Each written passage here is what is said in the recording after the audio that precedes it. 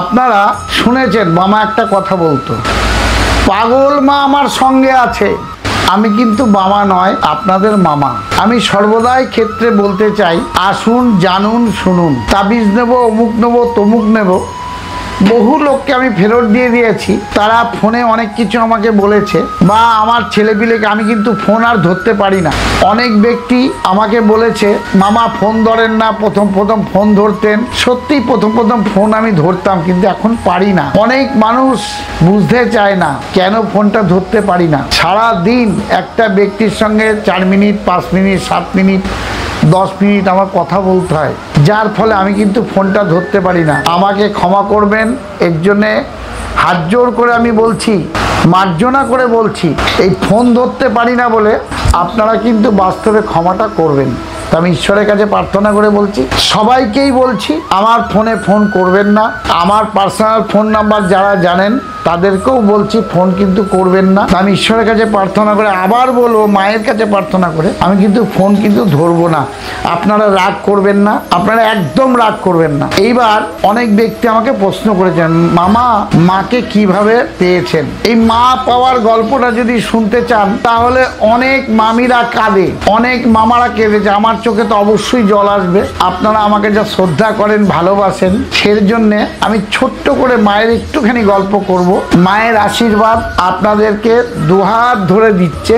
নিশ্চয়ই আপনারা সুখী থাকুন, ভালো থাকুন। কিন্তু মা কিভাবে আমি পেয়েছি, দীর্ঘদিন ধরে আমাদের পূর্বপুরুষ ধরে এই পুজোটা হতো, মাঝখানে বন্ধ হয়ে গেছিল।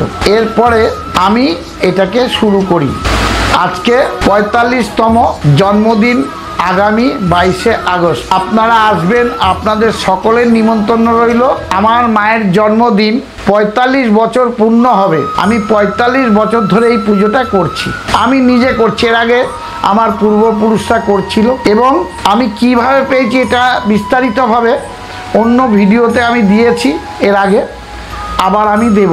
আমি আপনাদের কাছে আমন্ত্রণ জানাচ্ছি, করতালি হিসাব করে আপনারা আগমন হবেন, মায়ের দর্শন করবেন।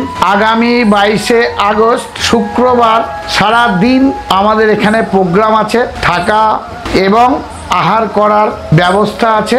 আপনারা আসবেন, সবাই আনন্দ করবেন। মায়ের স্নান করাতে নিয়ে যাবেন, গঙ্গাতে বাজনা ফাজনা অনেক কিছু যায়, বা যারা এসছে তারা দেখেছে। এই বছর কিন্তু আগাম করে আমি এই ভিডিও ছাড়তে শুরু করেছি। আপনারা সবাই মিলে আসবেন, দেখবেন। আশা করি রানী মায়ের খুব ভালো লাগবে। আপনারা আসবেন, আমি বিস্তারিতভাবে আরো ভিডিওতে বলবো।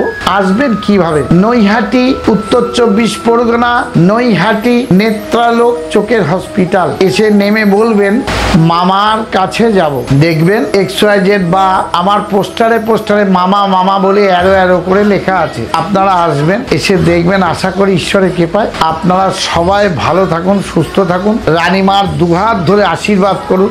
আশীর্বাদ কিন্তু এটা নয়, এর আগে প্রত্যেকটি ভিডিওতে বলেছি, আশীর্বাদ করছে রানীমা।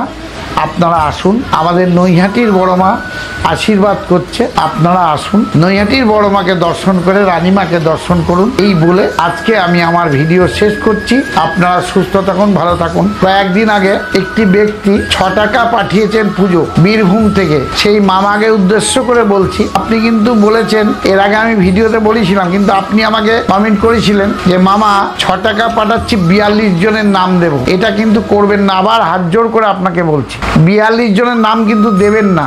আপনি 12 জনের নাম দিন, 18 জনের নাম দিন, ম্যাক্সিমাম 20 জনের নাম দিন। 6 টাকা পাঠিয়ে 42 জনের নাম দিয়েছেন। এইসব রানীমা কিন্তু সহ্য করবে না। চিটিংবাজদের রানীমা দেখতে পারে না। ভুল করছেন, অন্যায় করছেন, সর্বনাশ হয়ে যাবেন। চিটিংবাজি করবেন না। চিটিংবাজি মারাত্মক খারাপ জিনিস। 6 টাকা পাঠিয়ে 42 জনের নাম, এসব করবেন না। এগুলো ভালো না। প্রতারণা আমার সাথে করুন, মায়ের সাথে করেন না। ওই 42 জনেরই ক্ষতি হবে, ভালো হবে না। কারণ আপনি জানতে চেয়েছেন, শুনতে চেয়েছেন। আপনার বাড়িতে অ্যাবনর্মাল লোক আছে, আমি এটা দেখেছি।